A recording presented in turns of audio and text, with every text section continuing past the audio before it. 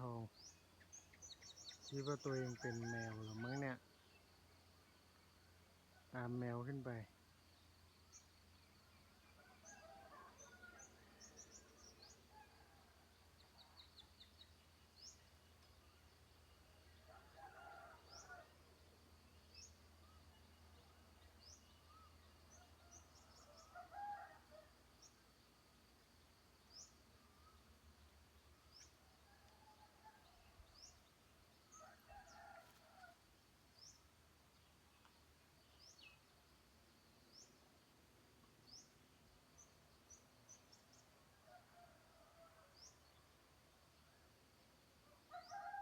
มีบุญ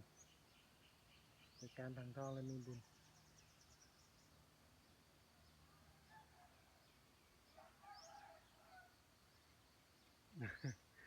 เดี๋ยวเสร็จไหมฮะ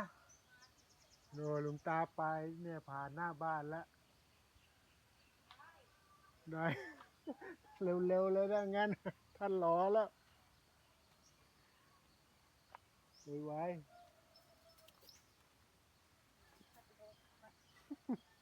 เดี๋ยวต้องให้ไวๆปะรอถังทองไม่ต้องออกไปถังทองเข้ามา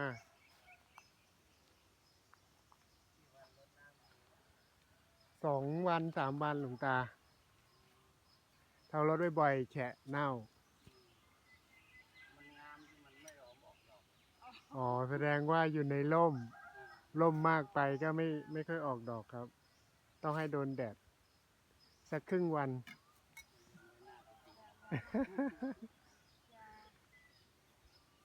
สี